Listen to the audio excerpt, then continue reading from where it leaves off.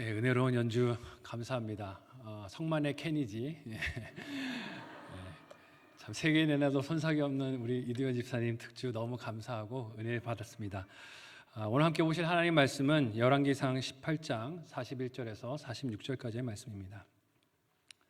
함께 보실 하나님 말씀은 열왕기상 18장 41절에서 46절까지의 말씀, 구역성경 548페이지 손으로 있습니다. 함께 한 목소리로 합독하시겠습니다. 시작. 엘리야가 아합에게 이르되 올라가서 먹고 마시소서. 큰 빗소리가 있나이다. 아합이 먹고 마시러 올라가니라. 엘리야가 갈멜산 꼭대기로 올라가서 땅에 꿇어 엎드려 그의 얼굴을 무릎 사이에 넣고 그의 사환에게 이르되 올라가 바다 쪽을 바라보라. 그가 올라가 바라보고 말하되 아무것도 없나이다. 이르되 7번까지 다시 가라. 7번에 이르러서는 그가 말하되 바다에서 사람의 손만한 작은 구름이 일어나나이다. 이르되 올라가 아합에게 말하기를 비에 막히지 아니하도록 마차를 갖추고 내려가소서 하라 하니라. 조금 후에 구름과 바람이 일어나서 하늘이 캄캄해지며 큰 비가 내리는지라. 아합이 마차를 타고 이스라엘로 가니 여호와의 능력이 엘리야에게 임하매 그가 허리를 동이고 이스라엘로 들어가는 곳까지 아합 앞에서 달려갔더라. 아멘. 강사 목사님을 소개해 드리겠습니다. 저는 꼭 마음이 시집 가본 적은 없지만 친정 엄마 온 것 같습니다. 오셨는데 이렇게 차에서 내리시는데 얼마나 마음이 푸근하고 든든했는지 모르겠어요. 근데 또 우리 강사 목사님께서 어제 딸을 시집 보내셨습니다. 피곤하실 텐데도 이렇게 오셔서 말씀 전해주셔서 너무 감사하고요. 우리 강사이신 문광원 목사님, 제가 처음 뵌 날이 언제였냐면 저희 아버지 장례식이었습니다. 저희 아버지 장례식에 오셔서 제가 섬기던 교회에 교구 목사님으로 오셨는데 저희 아버지 오시자마자 첫 장례를 집례하러 오셨는데 그렇게 목사님을 처음 만나게 됐어요. 그리고 제가 신학을 결정하고 공부하는 모든 과정을 목사님께서 지켜봐 주셨고 공부하고 돌아와서 사역하는 과정들도 보시며 멘토링을 해주셨던 우리 목사님이십니다. 얼마나 제가 지금 어깨에 힘이 빡 들어가는지 아시겠습니까? 이렇게 목사님 오셔서 말씀 전해주셔서 얼마나 귀하고 감사한지 모르겠어요. 어제 또 결혼식까지 하시고 많이 피곤하실 텐데도 마다하지 않으시고 딸을 위하는 마음으로 이렇게 교회에 와주셨습니다. 나오셔서 우리 이렇게 드려진 헌금에서 기도해 주시고 말씀 전해 주실 때 큰 은혜 받는 시간 되시기를 바랍니다. 우리 박수로 뜨겁게 환영해 주시기를 바랍니다.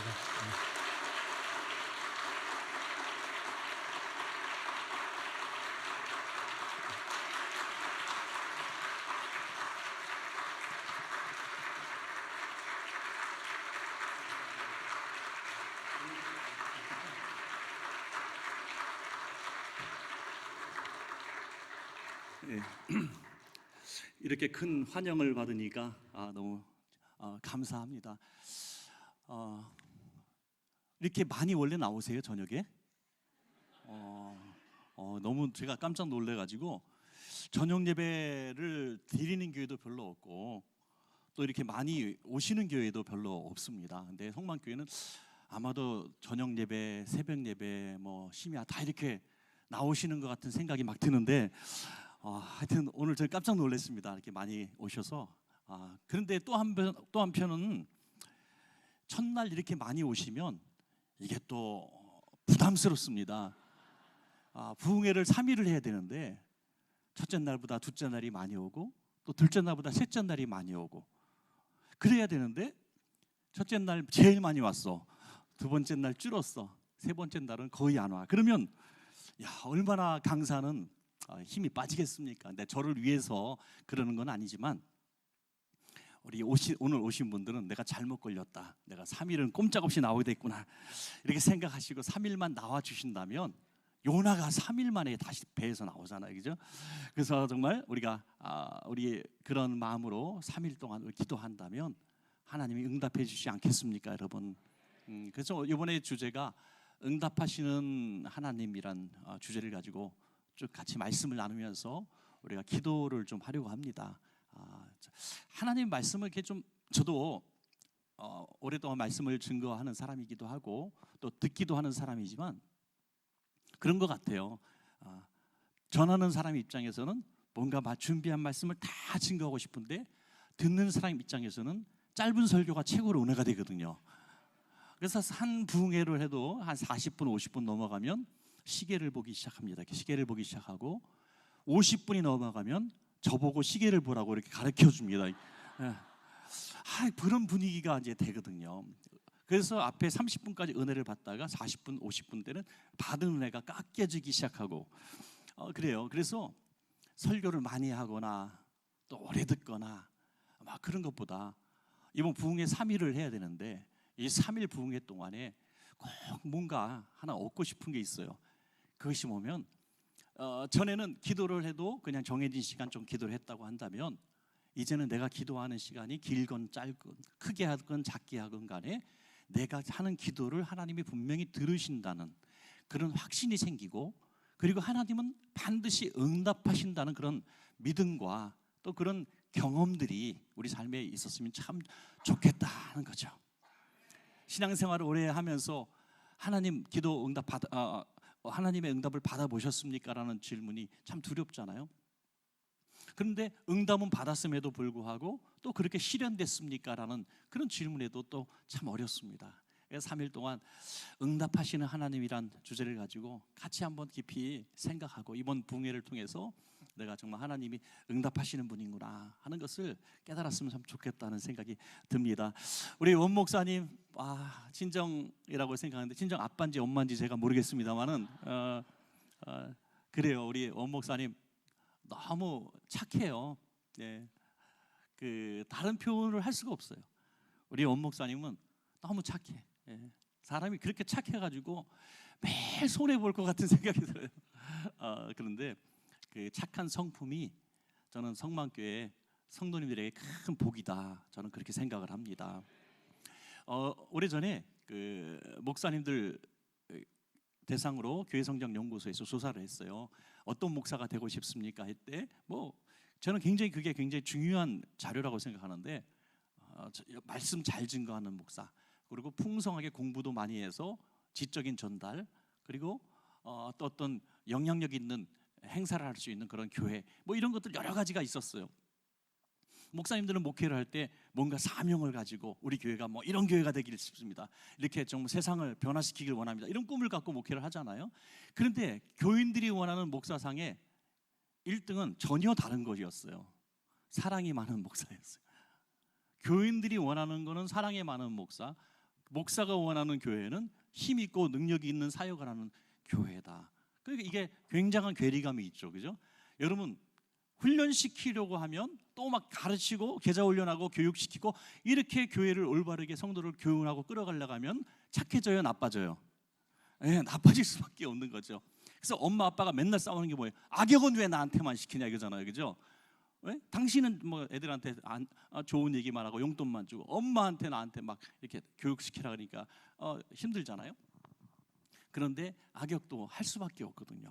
그러니까 목사님이 집사님들 이렇게 하십시다, 저렇게 하십시다, 봉사 좀 합시다, 충성도 합시다, 예배 좀 나오세요 이렇게 얘기할 때 그 말소리가 정말 듣기 싫어도 우리를 바른 대로 이끌어가는구나 하고 생각을 해야 될 것이고, 또 우리 목회자나 섬기는 교육부서나 모든 전도사님들은 사역을 하면서 이분들이 제일 원하는 건 내가 뭘 하는 게 원하는 게 아니라 내가 정말 사랑이 많은 그런 사람이 되기를 원하는구나. 우리 구역장님들 하나의 목사거든요. 목자예요. 그 부분에서는 역할을 해야 되는데 이분들이 제일 원하는 게 정말 나를 정말 사랑하는 분이구나. 누구를 빗대어서 할 얘기는 아닌데 정말 저는 충격적인 예배를 경험했기 때문에 한번 말씀을 드리겠습니다. 한 15년, 20년쯤 됐을 때 옛날에 다른 교회에 어떤 칠순잔치 예배를 제가 참여하게 됐어요. 그 고급 뷔페가 아니라 좀 저렴한 뷔페 있잖아요. 이렇게 코너를 이렇게 마련해 가지고 저긴 사람들 왔다 갔다 하는데 이렇게 하는 공간을 받아 가지고 칠순 예배를 드리는데 목사님이 설교를 1시간 넘게 하는 거야. 와, 제가 정말 어쩌할 바를 모르겠더라고. 말씀은 굉장히 전해지려고 애를 많이 쓰고 1시간 열심히 증거하는데 아무도 듣지 않아. 지나가는 사람만 봐. 음식만 그 사람들도 다 이렇게 구경해요. 그거 보면서 진짜 원하는 게 뭔지 깨닫지 못하고 설교만 한 그 목사가 참 한없이 안쓰럽게 보였던 그런 적이 있었습니다. 제가 오늘 그렇게 되지 않기를 바라는 거죠. 어떤 목사님이 이제 열심히 토요일날 설교 준비를 하고 있어요. 누구든지 토요일날 설교 준비 열심히 하거든요. 방학 숙제 뭐 개학 전날 하는 것처럼 열심히 토요일날 준비합니다. 그런데 어린 아들이 그걸 이해를 하겠어요? 아빠 놀러 가자고. 친구들은 다 지금 놀러 가는데 아빠는 나하고 안 놀아주냐고. 그러면서 아빠를 막 끌고 밖으로 나가려고 그러니까 아빠가 달려도 안 되니까 화를 벌컥 냈어요. 야, 아빠는 주일날 설교해야 되는데 너는 목사 아들이 그걸 이해 못하면 되냐? 혼자 나가서 놀아라. 그랬더니 애가 문을 쾅 닫고 나가면서 한마디 했는데 그게 굉장히 주님이 하는 음성으로 들렸대요. 설교도 됐다 못하면서. 그러면서 내가 지금 열심히 내일 주일날 말씀으로 잘 양육해서 우리 성도님 복주고 은혜 받게 하려고 하는데 어린아이들도 자기 아들도 인정 못하는 설교자가 되었다는 생각에 너무너무 내가 지금 뭘 하고 있었는가. 이게 괜히 애에 대해서 분노한 게 아니라 하나님의 음성으로 들었다는 거예요. 그래서 원고를 탁 덮어두고 하나님 무슨 말씀을 전해야 되겠습니까? 내가 하고 싶은 말씀이 아니라 주님 음성을 주십시오 라고 예배 때마다 간절히 기도하고 말씀을 증거했다는 그런 얘기가 있습니다. 저도 그래요. 준비는 다 했지만 3일 동안 할 준비를 했지만 순간순간 또 오늘 이게 서론이 긴 것도 하나님이 하시게 하시는 것 같아요. 예. 이렇게 길어지면 설교는 언제 하려고 그러나 절대로 걱정하지 마십시오. 끝나는 시간은 제가 똑같이 마십니다. 그러니까 하여튼 걱정하지 마. 비행기가 조금 늦게 이륙했는데 도착이 갔더라니 막 속도를 내더라고. 비행기도 그러는데 여러분 큰 걱정하지 마시고요. 하여튼 저녁 식사 전엔 다 끝내드리겠습니다. 근데 좀 편안하게 했으면 좋겠어요. 여러분 내일부터도 복장도 좀 편하게 입고 오시고 기도할 마음, 찬양할 마음. 오늘 찬양팀이 찬양하고 또 연주도 멋지게 오늘 색소폰을 부셨는데 너무 은혜 받았어요. 찬양팀도 너무 경건하고 또 성만교회가 굉장히 질서가 있고 점잖은 그런 분위기를 느낄 수 있어요. 포근한 분위기를 느낄 수 있습니다. 저만 느꼈나요? 여러분들도 느꼈잖아요. 근데 그게 하루아침에 이루어진 게 아닙니다. 오랫동안 쌓여진 교회의 어떤 문화기도 하고 영성이기도 하고 그런 믿음의 우리 선배 목사님들 또 우리 목사님 또 집사님 장로님들이 계속 쌓여온 그런 영적인 풍토라고 볼 수가 있는 거죠.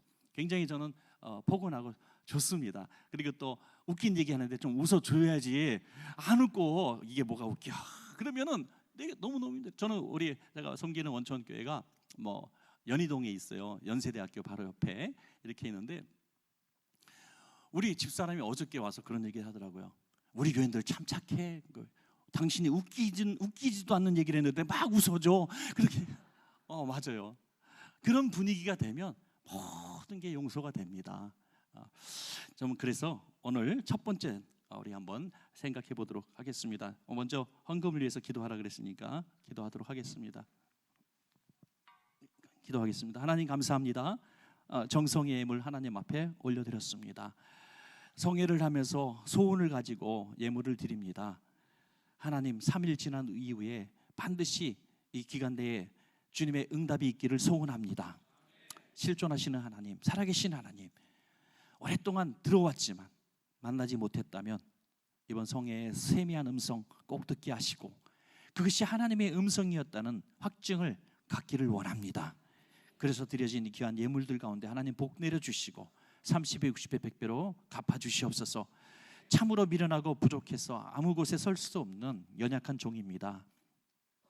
하지만 하나님이 부르셨사오니 세워진 자리에서 주님의 마음을 증거하는 설교자가 되게 하시고 우리 들으시는 우리 성만교회 귀한 우리 식구들 이 말씀 가운데 은혜 받아서 또 삶에 큰 은혜와 변화가 있을 수 있도록 복 내려 주시옵소서.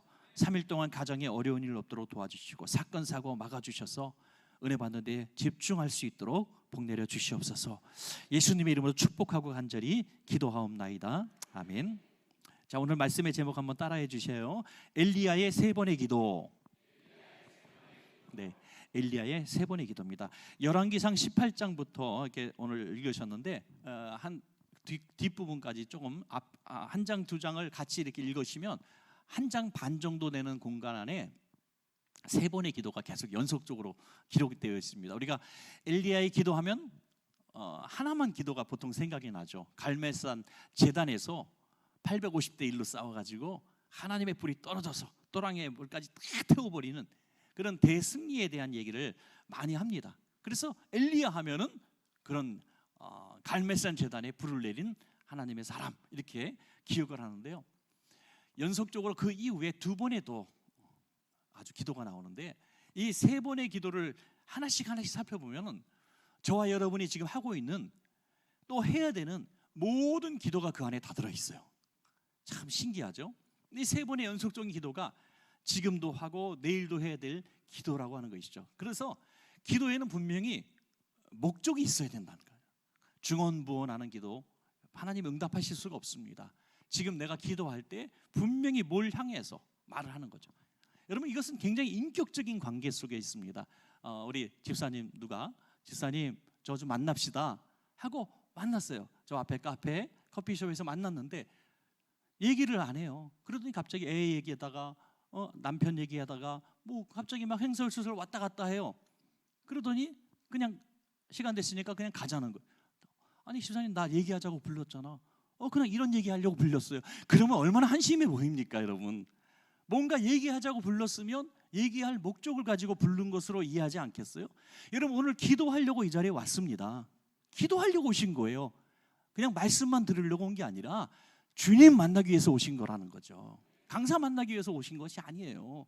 여러분 주님 만나기 위해서 왔습니다. 그러면 이번에 기도할 때 분명히 목적이 있고 기도에 어떤 꿈이 있어야 된다는 겁니다. 내가 주님 만나서 내가 이 문제 응답 받으리라.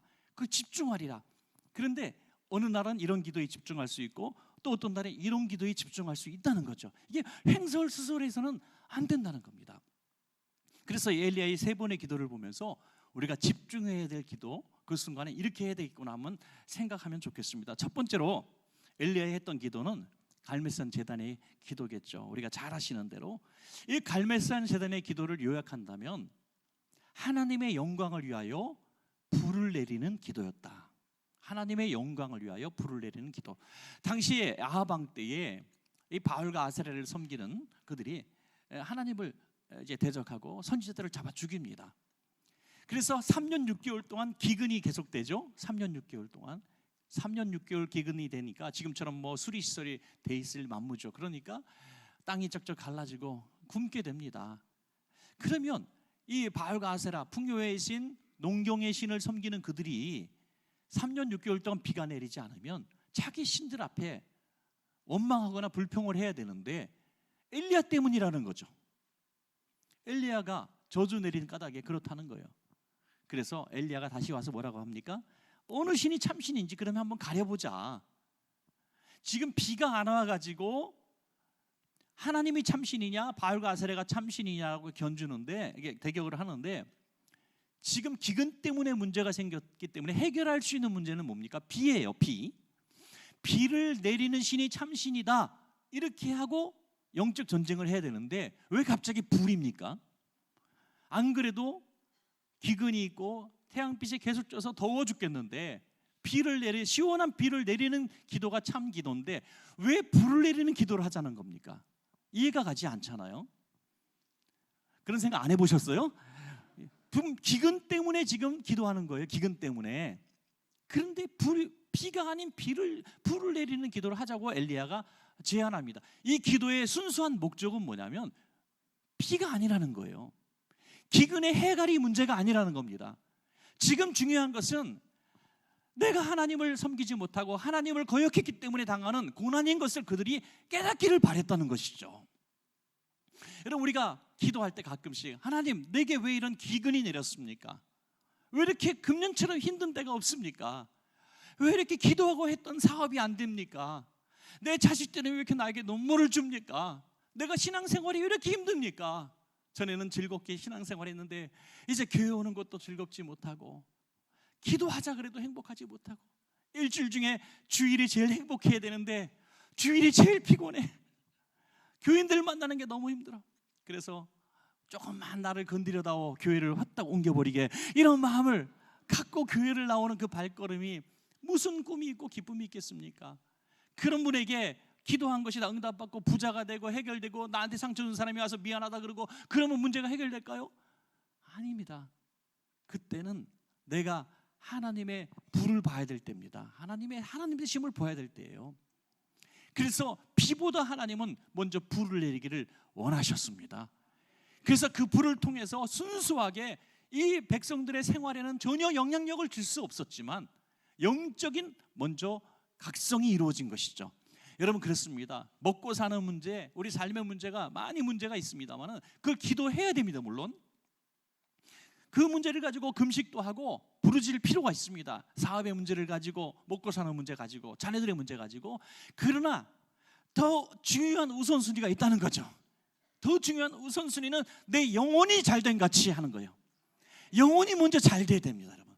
영혼이 먼저 하나님을 만나고 하나님의 살아계심을 깨닫고 살아간다면은 비록 먹고 사는 문제가 내 삶을 괴롭혀도 흔들릴 이유가 없는 것이죠. 흔들리지 않습니다. 우리 원 목사님 아시겠지만 요즘에 유명한 철학자 중에 한 사람이 105세 철학자 김영석 교수죠.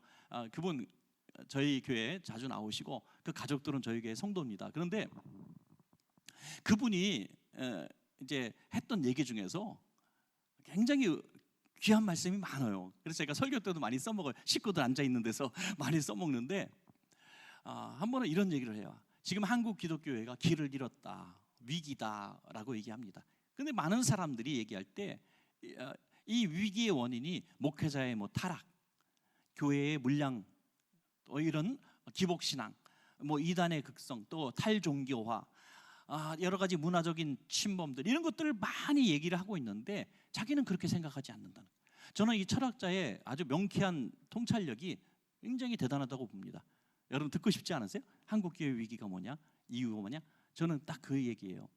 실존하시는 하나님을 만나지 못한 채로 교회를 다니기 때문이다. 어느 목사님보다 더 통쾌한 말씀하신 것 같아요. 신앙생활 30년 하고 집사님 되고 또 장로가 되고 권사가 되고 심지어 목사가 됐는데 당신 하나님 만난 적 있어? 하나님과 대화한 적 있어? 라고 물어보면 있는 것 같기도 하고 없는 것 같기도 하고, 삶에 하나님의 음성이 있었고 응답도 있었던 것 같은데 그게 그런 건지 아니지 분별력이 없는 거죠. 왜? 경험한 확실한 사례를 내가 가지고 있지 않기 때문이죠. 저는 그래서 그분이 굉장히 제 목회에 영향을 준 한 사건이 되었어요. 그래서 제 목회의 비전이 뭐냐면 어른부터 주일학교 아이까지 우리 교회를 다니는 모든 성도들은 다 집단적이고 공동체적인 것이 아니라 개개인이 하나님을 만나게 해야 되겠다. 네, 인격적으로 하나님을 만나야 되겠다. 여러분, 우리 주일학교 학생들, 청년들, 학생들 교회 열심히 나온다고 여러분 안심하지 마십시오. 꺼진 불도 다시 보자, 그거 있잖아요, 그죠? 이 아이들이 믿음이 대단히 열심히 있는 것 같고 학생회 회장도 하고 청년 회장도 하고 막 찬양도 하고 부르짖고 기도하고 심야기도 잘나고. 아닙니다. 어느 날 갑자기 바람과 함께 사라져요. 잡을래도 잡을 수가 없어요. 그때 물어보시면 이런 대답을 할 거예요. 나 하나님 안 계신 것 같아요. 나 하나님 만난 적이 없었어요. 그냥 모태신앙으로 열심히 신앙생활 했을 뿐이지 하나님 만난 적이 없어요. 지금 그 아이에게 필요한 것은 좋은 대학이 아닙니다. 그 아이에게 필요한 것은 좋은 직장이 아니고 좋은 배우자를 만나는 것이 아니라 지금 그 아이에게 필요한 것이 교회의 갱신, 그가 원하는 대로 교회가 만들어지는 것이 아니라 그 아이가 하나님을 만나는 거거든요. 불을 만나는 겁니다. 하나님의 불을 보는 것이죠. 저희 교회 바로 지난 몇 주 전에 이제 원천지라고 해서 이제 격월로 나오는데요. 이 잡지에 간증을 써서 알았어요. 저는 그분이 그런 분인지 몰랐어요. 작년 한 6월 정도에 등록을 했다 그러더라고요. 근데 이분이 여성분이신데 지금 성가대도 잘하고 있어서 저는 대단히 오랜 신앙을 갖고 있는 분인 줄 알았어요. 오자마자 성가대도 얼마 지나잖아. 지금 열심히 하니까요. 그래서 늘 이렇게 얼굴이 보이는 분이거든요. 그런데 그분의 사연이 있어요. 그분은 그런 분이라고 생각도 안 했어요. 그분은 영화 시나리오 작가입니다. 얼마 전에 그 담보라고는 영화가 있었는데 그 담보를 쓴 사람이거든요. 근데 그런 사람인지도 몰랐어요. 이 글을 보고 안 거죠. 불과 작년 6월 달에 자살을 하려고 이제 말하자면 이게 불편한 얘기를 드려서 조금 죄송합니다만은 이제 주님을 전혀 만난 적도 없고 교회를 다닌 적도 없는 사람이 반기독교적인 사상을 가진 사람인데 버스를 타고 이렇게 오다가 매일같이 버스를 타고 출퇴근을 하다가 퇴근하는 길에 악한 영이 역사라는 거죠. 가정에 어려움이 생겼습니다. 그래서 막 통곡을 하다가 버스에서 내렸는데 그대로 도로를 향해서 달리고 있는 자기의 모습을 본 거죠. 내리자마자 도로를 향해서 안 돼, 내가 왜 이래, 나 살아야 돼. 그러다가 또 서 있다가 또 갑자기 자기를 막 누가 미는 거예요. 그래서 도로로 또 막 하다가 나 이러면 죽지 그러면서 또 뒤로 가다 내가 살려고 하니까 방법이 없더래요. 그냥 아무 가게나 정려정에 있는 그냥 옷가게가 하나 열려 있길래 그걸로 뛰어들어갔대요. 그리고 사장님을 붙들고 저 좀 꼭 잡아주세요. 제가 자꾸 도로로 뛰어들어가요. 절 살려주세요. 그랬다는 거예요. 그 사장님이 끌어안고 1시간을 같이 있었던 거예요. 이 희한한 일이 벌어진 거잖아요. 악한 영은 자꾸 도로로 이 성도님을 끌어내고 자기는 살려고 몸부림치니까 누군가의 구조를 청한 거죠. 한참 울고 그 사장님이 안정시키고 참 좋은 분인 것 같아요. 한참 있다 보니까 누가 자기를 이렇게 쳐다보고 있더래요. 그러더니 교회 나오실래요? 그러더래요. 그게 우리 원천교회 성도였던 거죠. 그래서 다음 주부터 교회를 나왔는데 첫날 첫 시간부터 눈물을 흘리고 은혜를 받고 지금은 찬양대도 하고 간증문도 써내고 이렇게 신앙생활을 잘하는 사람이 되었습니다. 여러분, 그분에게 제일 큰 선물이 뭡니까? 하나님을 만난 거예요. 그가 시나리오 작가로 더 승승장구하는 거, 교회에 나와서 복을 많이 받는 거, 그것보다 더 중요한 것은 실존하시는 하나님, 살아계시는 하나님을 경험한 것이죠. 여러분 모두에게 어떤 문제보다 다급하고 꼭 필요한 기도 응답은 하나님이 살아계심을 제가 보기를 원합니다. 그렇게 되시기를 축복합니다. 두 번째 엘리야의 기도는 갈멜산 꼭대기에서의 기도입니다. 이제 갈멜산 제단에서의 기도는 하나님의 영광을 위해서 불을 내리는 기도였다면 갈멜산 꼭대기의 기도는 백성들을 위하여 비를 내리는 기도였습니다. 이제 진짜 필요한 것은 기근 때문에 목말라하고 배고파하는 그들에게 이제 곡식을 주는 일이죠. 비를 내리는. 이제 하나님이 하나님 되심을 보았으니 이제는 물질의 축복을 받아도 되겠다. 하나님을 떠나지 않겠다라는 생각을 이제 한 거죠. 그리고 갈멜산 꼭대기에 올라가서 기도를 하는데 한 번 기도해서 불을 내렸던 선지자니까 비는 눈만 감았다 떠도 떨어질 줄 알았겠죠. 그죠? 우리가 식사 기도하듯이 눈을 감았다 뜨면 그냥 음식이 나와 있으니까. 저도요 이 목사가 됐지만요 식사 기도를 빠뜨릴 때가 많더라니까요. 그냥 눈을 감았다 뜨고 먹어요. 이렇게 그냥 하도 습관이 되다 보니까 오늘 그래서 어떤 분이 식사 기도 오래 할 수 있는 비결을 가르쳐 주겠대요. 귀가 솔깃해서 뭐냐 그랬더니 반찬 이름 하나하나 대면서 콩나물 주셔서 감사합니다. 고기국 주셔서 감사합니다. 이렇게 하다 보면 한참 걸린다고. 오죽 식기도를 눈 감았다 뜨니까 그렇게 조언해 주는 우스갯소리도 있었습니다. 자, 여러분 비를 내리는 게 쉽겠어요? 불을 내리는 게 쉽겠습니까? 당연히 비죠. 일기예보 잘 안 맞는다고 우리가 투정거리죠. 일기예보 예보관보다 우리가 더 잘 맞출 수 있어요. 놀랍지 않습니까? 무조건 오늘 비 안 옵니다 그러면 맞는데요. 확률적으로 더 높대 우리가. 그러니까 비 안 오는 날이 훨씬 많으니까. 그러니까 그 첨단 장비를 가지고 해도 맨날 틀리는 게 일기예보입니다. 그런데 비는 그렇게 시도 때도 없이 내릴 수 있는데 불은 내리는 걸 평생에 들어본 적도 없는 불이잖아요. 그 불을 내렸던 선지자가 비 달라고 기도하니 금방 내리지 않겠습니까? 그런데 7번을 기도했다는 거예요. 7번을. 하나님은 참 인격적인 하나님이십니다. 그 850명 선지자들 앞에서 또 백성들이 보는 앞에서 엘리야의 체면을 살려주셨는지 한 방에 불을 떨어뜨려 주시더니 아무도 없는 곳에서 혼자 기도할 때에 한 번에 응답하시면 얼마나 좋겠어. 7번이나 기도하는데 기도하는 모습 보면 양 무릎 사이에 머리를 넣고 기도했대요. 제가 해보려 그러니까 안 되더라고. 요 놈 때문에 안 되더라고요. 여러분 한번 나중에 해보세요. 무릎 꿇고 머리를 무릎 사이에 딱 바닥까지, 땅바닥까지 대본다는 게 이게 보통 힘든 게 아닙니다. 그래서 제가 분명히 엘리야는 그렇게 뚱뚱한 사람은 아니었을 것이다, 저는 그렇게 상상을 합니다. 이 뜨겁게 7번째 기도할 때 손바닥만한 구름 하나가 볼 때 이것이 응답이다 라고 믿고 산에서 내려왔다고 하는 것이죠. 여러분, 이 말씀은 무엇이냐면 하나님과의 관계보다 더 어려운 게 사람과의 관계라는 거예요. 하나님과의 관계 속에서는 하나님의 영광을 위하여 한 번만 기도해도 응답 이루어지는 것들이 인간관계 속에서는 7번 기도해야 풀리는 일들이 너무나 많아요. 여러분 그렇지 않아요? 하나님 앞에서 내가 충성하는 게 쉬운데 우리 부서에서 내가 봉사하는 것은 힘들어. 하나님만 보고 신앙생활하면 참 좋겠어. 그래서 교회에서 하도 상처를 많이 입은 성도가 이제 교회를 결단하고 옮기면서 결심을 한대요.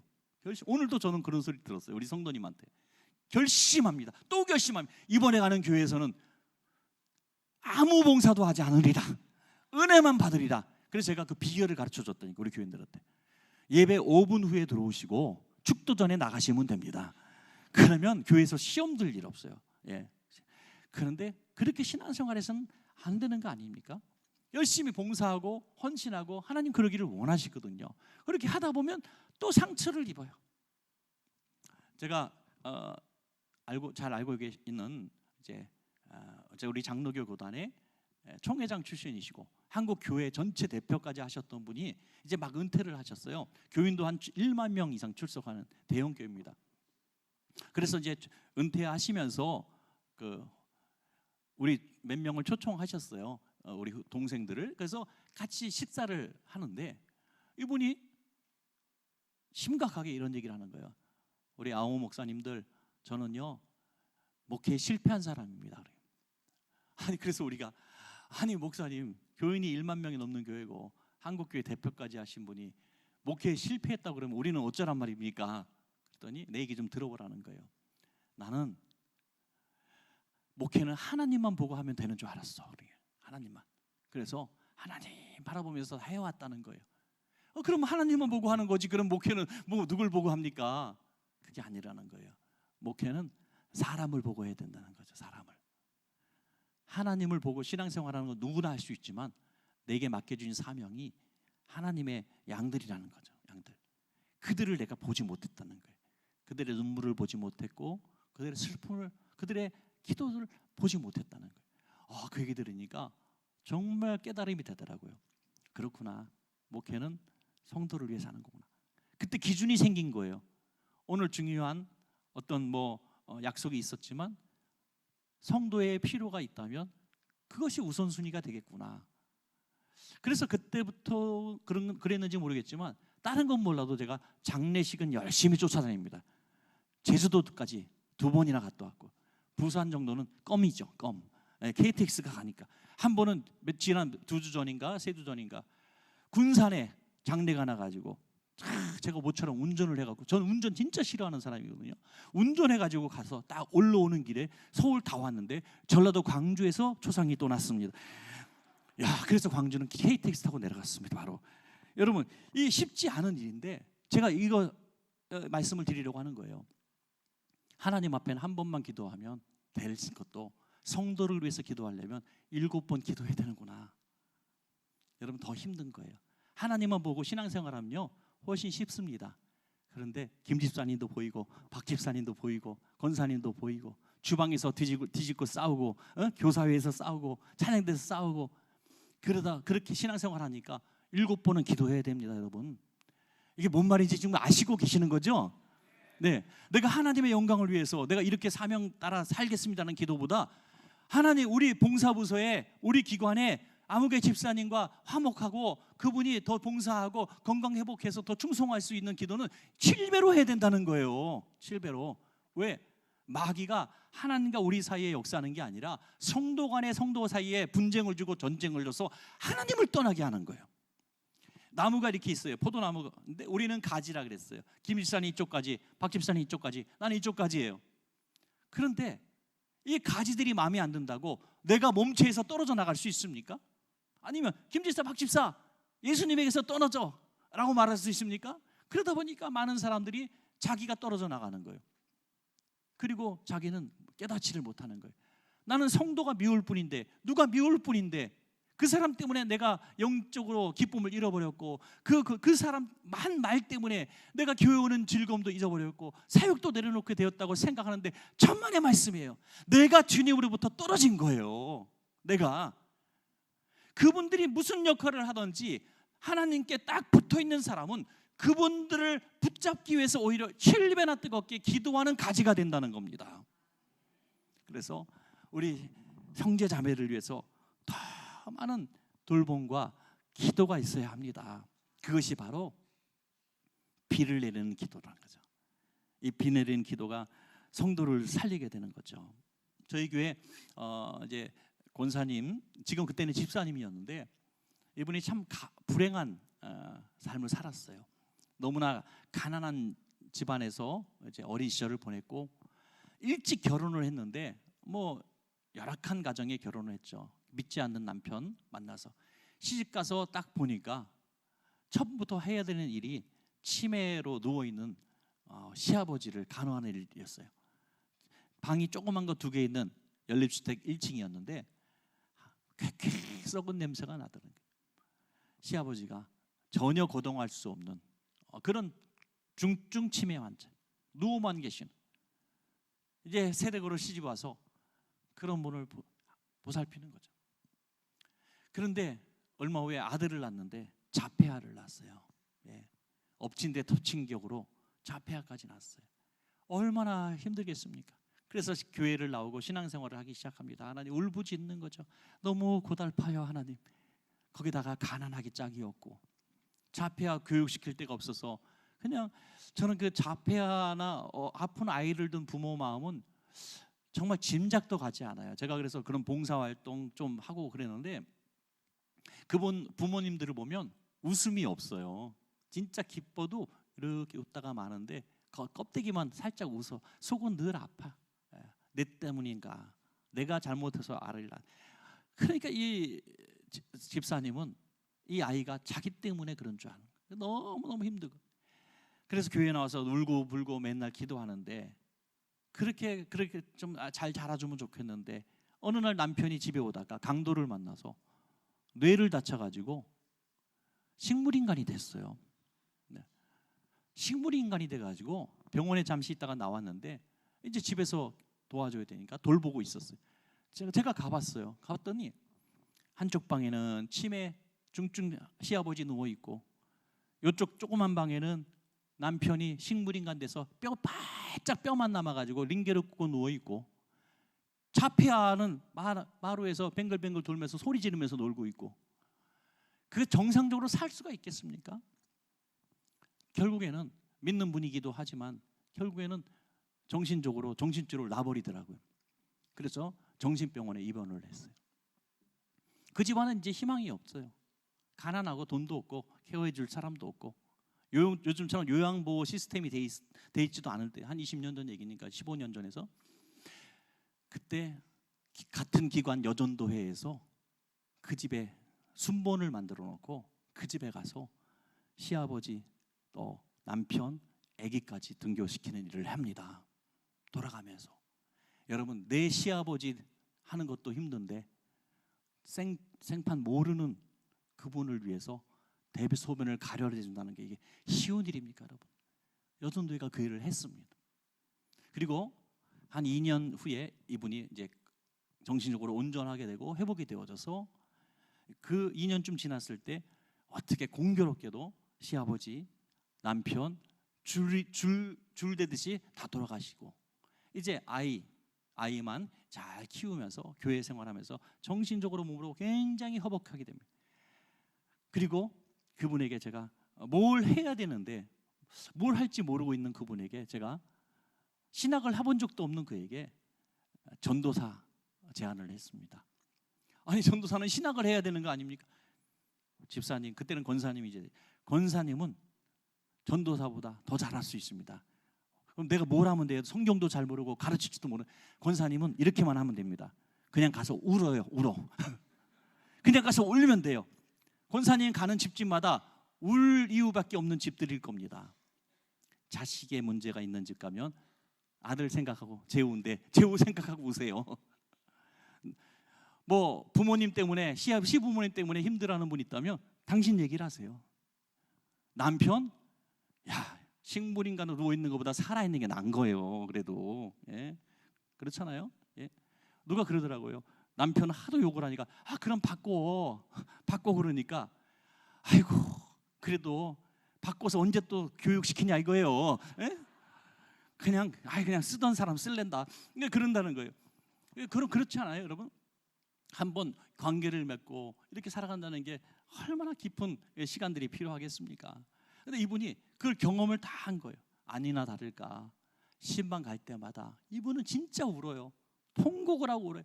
장례식장 같은 데 가면 시아버지 남편 줄지어서 초상했던 사람이기 때문에 자기에게 지금 장례식장에 있는 게 자기 부모 또 남편 생각나서 막 울게 되죠.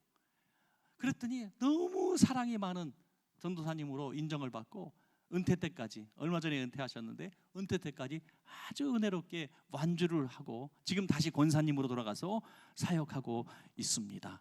만약 그분에게 기도해주고 도와주는 여전도의 회원들이 없었더라면, 만약에 교회가 없었더라면 그 가정이 어떻게 일어날 수가 있었겠습니까?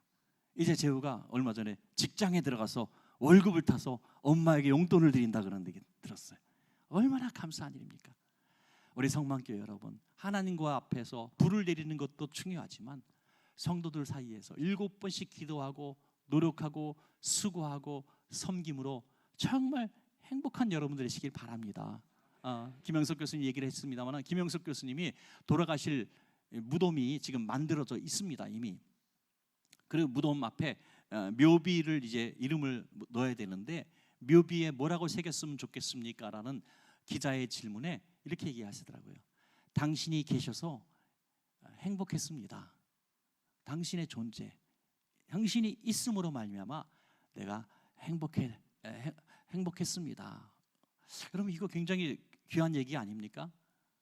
오늘 집에 가셔서 남편한테 또는 아내한테 당신 내가 있어서 행복했어? 라고 얘기하면 좋은 소리 못 듣습니다.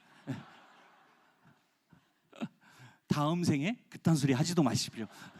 네. 우리는 늘 상처를 주고 상처를 받아요. 네. 그래서 남편이 잘한 거 10가지 안 보이고요. 하나 나에게 상처 준 거 20년 동안 갖고 있어요. 야, 그게 안 고치셨나 봐요. 예. 한 번은 목사님이 식사 대접을 받는데 오랜만에 식사를 정말 상다리 부러지게 차린 거예요. 막 차렸는데 뭐 조기도 있고 전복도 있고 또 뭐 소고기도 있고 육회공군 총망라에서 쫙 깔아놨어요. 목사님이 또 이 센스가 있잖아요. 응? 야, 얘가 먹어본 것 중에서 최고로 맛있는 전복입니다. 또 다른 거 나물 같은 거 드시면서도 이야 이거 유기농이죠? 아닌 거 뻔히 알면서 아이고 유기농이죠? 너무 맛있습니다. 아주 칭찬을 너무너무 아이고 우리 권사님 음식 좀 해도 되겠어요? 뭐 그런 거 있잖아요. 막 칭찬하는데 맨 마지막에 숭늉을 드실 때 말 실수를 해버렸는데 와 숭늉이 제일 맛있네. 말 실수를 딱 해버린 거예요. 권사님은요 그 앞에 1시간 내내 칭찬했던 음식을 칭찬하는 거 다 잊어버리고요 숭늉만 맛있네 하는 걸로 들린 거 이제 시험에 빠진 거예요. 그래서 다음에 또 다음 주에 누가 신방 갈 사람이 있어서 그분이 권사님에게 와서 목사님이 뭘 잘 드셔? 그랬더니 다른 거 대접할 거 없어 숭늉만 끓이면 돼. 삐진 거죠. 그런데 여러분 이것은 진실일까요? 거짓일까요? 거짓이죠. 왜? 목사님은 이미 1시간 동안 진짜 세상에서 최고로 맛있는 음식을 먹었다고 하나하나 먹은 음식을 말씀하시며 칭찬을 하셨어요. 그런데 혼잣말로 숭늉이 제일 맛있다. 혼잣말로 한번 내뱉은 거예요. 그런데 그것만 기억하는 이 삐뚤어진 성품, 이게 나를 시험에 빠지게 만드는 거예요. 여러분 혹시 지금 내가 교회 안에서 제일 그분 때문에 상처를 입고 내가 싫어하는 아무개 집사님 있다고 생각합시다. 그 집사님이 과연 여러분에게 그렇게 악몽을 준 사람입니까? 그렇지 않더라고요. 가만히 생각하면 고마운 일도 많이 하셨던 분. 너무 사랑을 많이 준 적도 있고요. 한때는 언니 동생 하면서 마트 가서 놀러도 다니고요. 행복했던 적도 있었습니다. 그런데 어느 날 그 한마디가 마음에 상처가 돼서 그 앞에 했던 많은 것들은 아무 무용지물이 됐고 그 한마디가 그냥 그 두 사람을 갈라놓고 원수를 만들어 버리는 거예요. 왜 그럴까요? 그 앞에 많은 것들이 좋은 곳이 있는데 왜 그 나쁜 거 하나 때문에 그랬을까요? 우리에게 그래서 그 문제를 해결하라고 7번 무릎 꿇고 머리를 집어넣는 기도하지 않고는 이 관계는 회복되지 않습니다. 하나님 앞에 불내리는 기도보다 더 힘든 기도가 모르는 사람을 위해서 기도보다 아는 사람을 위해서 기도하는 것보다 내가 사랑했던 사람을 위해서 기도하는 게 더 힘들어요. 그래서 가족을 위해서 기도하는 게 어찌면 제일 힘들 수도 있습니다. 성만교회 성도님을 위해서 기도하는 게 저 아프리카 아이들 위해서 기도하는 것보다 100배는 힘듭니다. 북한 동포를 위해서 기도하는 것보다 나한테 상처 준 아무개 집사님을 위해서 기도하는 게 100배나 힘듭니다. 희한하지 않아요, 여러분? 저 먼 곳에 선교지에 헌금 보내자면 막 헌금하면서 나랑 3년 내내 같은 구역에 있었던 그분에게 선물 한 번 해준 적이 없어. 이게 모순 아닙니까? 나에게 붙여준 가장 가까이 나를 위해서 기도해주고 같이 예배드렸고 내 손잡고 눈물 흘렸던 그 사람을 위해서 내가 더 많은 기도를 해야 되죠. 더 많은 사랑을 해야 되죠. 그분이 이런 얘기를 하게 만들어야 됩니다. 나는 당신 때문에 정말 행복해요. 이런 그런 소리 듣고 싶지 않으십니까? 자식이 엄마 아빠 자식이라 행복해요. 우리 딸이 어저께 시집 갔다고 말씀을 드렸는데 뭐 그냥 천반 지축이고 그런데 공항에서 이제 비행기 타면서 문자 하나 딱 보냈는데 그때 짠하더만요. 한 번도 울거나 그런지 않았는데 뭐라고 엄마 아빠 딸이라서 너무 행복해요. 이렇게 하나 보냈는데 이것이 용돈 받는 비결은 어찌면 그렇게 잘하는지 그렇게 센스 있는 말도 하고. 여러분 이거 싹 해결되는 거예요. 우리 옆에 있는 분 진짜 귀한 분들이 스쳐 지나가는 사람이 아니에요. 예? 한번 이렇게 눈동자를 크게 쳐다보시면서 사랑이 꿀이 뚝뚝 떨어지는 표정으로 당신이 계셔서 제가 너무 행복합니다. 자, 앞뒤 시작.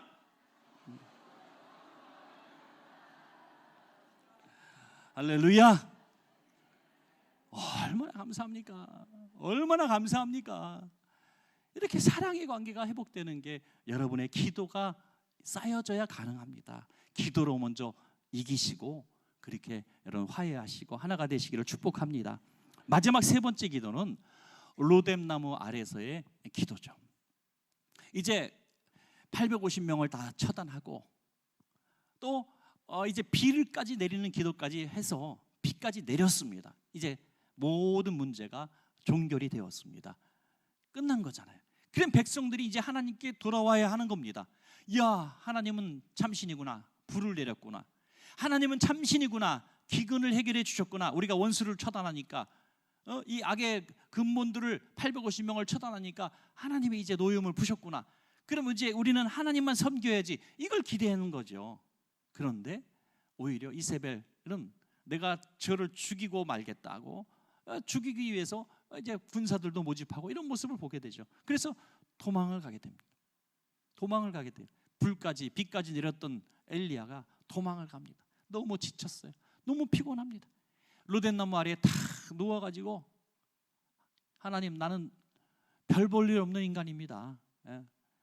나 이제 나만 남았는데 다 죽임당하고 나만 남았는데 나도 곧 죽게 생겼습니다. 그러니까 하나님이 차라리 날 데려가 주세요. 이렇게 기도하고 있는 거죠. 여러분 사실 이 말은 틀린 말이죠. 나는 열조보다 낫지 못합니다라는 기도는 틀린 말이에요. 왜? 불을 내리고 비를 내리는 기도한 사람은 엘리야밖에 없습니다. 대단한 기도의 영성을 가진 사람인데 왜 자괴감이 들고 자신이 용기를 잃었습니까? 왜 이렇게 자기가 쓸모없는 인간이라고 절망하고 있습니까? 지쳤기 때문이에요. 지쳤습니다. 우리 사랑하는 여러분, 신앙생활 오래 하시고 성만교회 오래 섬기셨고 봉사 열심히 하는 분들 계시죠? 우리 청년들도 오늘 많이 나왔는데 청년들도 많이 상처를 받아요. 찬양팀 하거나 교사를 하거나 할 때 열심히 정열을 다하거든요. 그런데 어떤 한마디에 큰 상처를 받는 거예요. 이 상처를 받으면 이 심각한 영적인 피로와 육적인 피로가 같이 오는 거예요. 쓰러져서 나 이제 안 할래, 나 이제 끝이야, 안 할래, 이렇게 포기하게 된다는 거죠. 이 엘리야는 지쳤기 때문입니다. 끊임없는 영적 싸움에 쉼을 누리지 못했어요. 그러니까 여러분 신앙생활 하면서도 교회 안에서 종종 힘들면 좀 쉼을 누릴 때도 쉼을 누릴 줄 알아야 합니다. 몸이 병나고 또 그럴 때 잠깐 쉬어야 되는 것처럼 영혼의 건강도 지켜야 되는 것이죠. 영적인 건강이 많이 상처를 입고 피곤하면 영적으로 공고하게 됐을 때 무엇보다 중요한 것은 영적인 회복이거든요. 이것은 해외여행 갔다고 풀리는 문제가 아니에요. 또 좋은 것 드셨다고 풀리는 문제가 아니에요. 어떤 분은 매운 떡볶이 먹으면 해결된다 그러는데 이거 다 거짓말입니다. 그때만 잠시 있는 거죠. 술 먹으면 마약하면 이렇게 되는 거예요. 여러분 그게 아닙니다. 내 영적인 이 문제의 문제는 하나님께서 나를 손대어 주셔서 피 묻은 손으로 만져주셔야만 해결되는 줄로 믿습니다. 여러분 한번 생각해 보세요. 자, 복습하는 마음으로 하나님의 영광을 위해서 기도했을 때는 불이 떨어졌어요. 그 다음에 백성들을 위한 중보의 기도를 할 때는 그들의 피로 바로 물질복이 임했습니다. 그런데 엘리야는 지금 자신을 위해서 기도할 줄 모르는 사람이죠. 그냥 신음소리, 한숨소리를 내고 있었어요. 하나님 너무 지쳤습니다. 너무 피곤합니다. 그렇게 아마 눈물이 쭉 흘렀을 거예요. 외로웠을 거예요. 나만 홀로 남았습니다. 그런데 여러분 그때 임하신 것은 불도 아니고 피도 아니고 하늘의 왕 하나님의 사자가 직접 찾아오신 줄로 믿으시기 바랍니다. 비교할 수 있습니까? 여러분 인생의 기도의 응답이 불이 내리는 것도 대단하고 축복의 물질이 쏟아지는 것도 대단한 거지만 하나님이 직접 우리를 찾아와 주신다는 것, 그 피 묻은 손으로 우리를 만져주시고 내가 너를 사랑한다고 말씀하시는, 내가 너를 도우리라고 하시는 그 응답보다 더 위대한 응답이 어디 있습니까 여러분?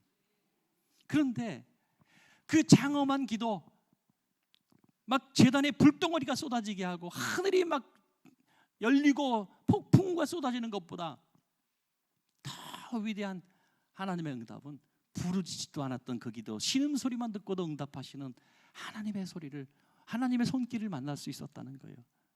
여러분 그래서 기도가 진짜 이렇게 하는 게 기도다라는 정의가 필요 없는 거예요. 엘리야는 기도 자세로 보면 아주 불량하기 짝이 없는 거예요. 지금 자빠져 누워가지고 죄송합니다. 자빠져 누웠다 그래서 그냥 이 로뎀나무 아래에 확 누워가지고 죽여주세요, 죽여주세요. 하나님 싫어요. 나 이제 일하기도 싫어요. 나 상처뿐이에요. 난 너무 지쳤어요. 나 데려가 주세요.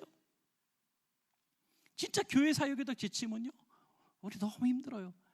삶이 너무 공고하고 힘들면요 아침에 눈 뜨는 게 너무 싫어요. 하나님 그냥 차라리 데려가 주세요. 이꼴 안 죽고 안 볼랍니다. 이러고 있는 그 신음소리, 그 신음소리만 듣고도 그 웅장한 비유와 또 웅장한 불을 내렸던 하나님보다 더 위대하신 응답이 주어진 것을 믿으시기 바랍니다. 그러니까 여러분 공식이 없는 거예요. 그냥 어떨 땐 눈물만 흘려도 돼요. 한번 저희 기도실이 이제 교회도 기도실이 지하에 하나 있고 지하 1층에 또 하나 있고 옥상에 하나 있어요. 기도실이 저희는 3개가 있습니다. 다 목적에 따라서 지었어요. 옥상에 있는 기도는 중부기도만 해야 돼요. 중부기도방. 중간에 지하 1층에 있는 기도실은 24시 기도실. 아무 때나 가서 자기 문제 놓고 기도. 지하에 있는 기도실은 독방 기도실. 거기는 그냥 부르짖고 기도하라고. 부르짖는 기도방은 거기밖에 없는 거죠. 1인실 기도실입니다. 목적에 따라 다른 거예요. 근데 어느 날 그 중간 기도실을 제가 가끔씩 열어봅니다. 이렇게 열어보면 사무실 맞은편에 있기 때문에 열어보면 장의자가 한 뭐 10여 개 이렇게 나 있는데 어떤 성도가 누워 있더라고요. 이렇게 누워 있는데 아이고 주여 그러더니 주무시는지 좀 가만히 있다가 코 고는 소리가 들리게다 좀 있다 또 이렇게 해갖고 또 주여 하더니 툴툴 떨고 나가더라고요. 저는 그거 보면서 내가 만약에 그런 기도에 응답이 있다는 믿음을 갖지 못하는 사람이라면 집사님 그게 무슨 기도입니까? 교회 와서 자러 왔어요? 이게 뭐예요? 누가 볼까 봐 두렵습니까? 기도 앉아서 똑바로 기도하시다가 집에 가셔야죠. 이렇게 말했을지도 몰라요. 근데 저는요 그게 너무 사랑스럽더라고요. 너무 이뻐 보이더라고요. 야, 진짜 하늘의 왕이 그의 몸을 어루만져 주시면서 피 묻은 손으로 어루만져 주시는 그 모습을 저는 봅니다. 여러분 오늘 이 밤에 기도할 때 그 주님의 직접적인 위로가 있기를 바랍니다. 그건 눈물이거든요. 그래서 나의 이 세 번째 기도, 주님의 하늘의 왕을 직접 부르는 이 기도는요 상한 마음이고 신음소리고 통곡이 있고 눈물이 있어야 된다. 하나님께서 원하시는 마음은 어떤 마음이라 그랬어요? 상한 심령이라 그랬어요. 상한 심령. 제가 부산의 어느 교회를 다녀왔는데 본당이 꽤 큰 본당입니다. 출석이 아마 1000명 정도 되니까 꽤 큰 본당인데 본당의 의자에 전부 큰 각티슈가 하나씩 놔 있어요. 각티슈 네모난 큰 거. 얼마나 진풍경인지 몰라요. 그런 교회를 본 적이 없어요. 그런데 이 각티슈를 거의 뭐 자주 갈아야 되는데 너무 성도들이 그게 울어서 너무 울어서 그랬더니 그 교회는 사랑이 막 많고요. 그 부산에 그 개척한 17년 정도밖에 안 됐는데 10,000평의 땅을 사고 새 성전 건축하려고 기도하고 있어. 와, 이런 저력이 어디서 나올까요? 이런 힘이 어디서 눈물에서 나오는 거죠. 여러분 주방이나 교사나 성가대나 어떤 봉사부서에서 열심히 우리가 기도하고 공동체적인 사역을 하는데 눈물이 마르면 전쟁이 옵니다. 다툼이 옵니다. 눈물이 있으면 다 용서가 되어지는 겁니다. 기도가 되면 하나님과의 관계 속에서 치유와 회복이 이루어지면 다 용답이 되는 거예요. 이번 성회를 통해서 특별히 오늘 첫 번째 날 직접 불을 내리는 기도도 위대한 기도고 누구를 위해서 중보기도 한 것도 위대한 거지만 여러분들 스스로 좀 치유받았으면 좋겠어요. 여러분 개개인이 하나님을 좀 만나고 주님의 피 묻은 손으로 여러분들을 좀 만져주시고 내가 먼저 살아야 되지 않겠어요? 내가 회복이 되어지고 그럴 때 불을 내리는 기도도 할 수 있고 피를 내리는 기도도 할 수가 있는 겁니다. 그 목사님이 설교도 됐다 못하면서 이 아들 소리 들어가면서 깨달은 바가 바로 그런 거죠. 아, 내가 뭐 하고 있었지? 내가 뭐 하고 있었지? 그렇습니다. 내가 지금 뭐 하고 있었지? 열심히 충성하고 교회 안 빠지고 열심히 봉사하고 11조도 드리고 봉사 뭐 하나님이 원하시는 거 다 해왔어요. 그런데 내가 지금 뭐 하고 있었지? 정작 나는 하나님의 피 묻은 손의 경험을 해본 적이 없다. 그 경험을 하게 하시려고 로덴 너머 아래까지 부르신 하나님, 오늘 그 응답으로 치유와 회복이 있는 오늘 밤 되시기를 바랍니다. 자, 오늘 찬양 주의 도를 버리고 이 찬양 한번 부르시고 우리 한번 기도하기를 원하는데요. 오늘은 불을 내리는 기도도 또 비를 내리는 기도도 또 중요하고 하지만 세 번째 기도에 좀 더 집중했으면 좋겠어요. 하나님, 내 껍데기 말고 신음소리 내고 있는 내 마음, 내 무능력하고 무기력해진 내 삶을 좀 어루만져 주세요. 그래서 여러분들이 얼굴이 좀 해처럼 빛났으면 좋겠어요. 지금 성만교회 성도들이 얼굴이 굉장히 좋아요. 굉장히 좋아요. 근데 더 좋아졌으면 좋겠어요. 살짝 웃는 모습. 밤 11시에 여러분 화장실 가서 거울 딱 불 켜시면 여러분이 깜짝 놀라면 안 되잖아요. 그죠? 너무나 무서운 사람이 있어서. 그래요. 정말 얼굴에서 벌써 이 주님 만난 사람과 만나지 못한 사람, 아픈 사람과 건강한 사람이 다 드러나는 겁니다. 그래서 성만교회는 다른 건 몰라도 야, 성만교회 성도는 얼굴이 다 밝아, 기쁨이 충만해. 이건 다 여러분들이 주님의 피 묻은 손으로 건강을 회복했다는 증거거든요. 오늘 그런 기도가 있길 바랍니다. 주의 도를 버리고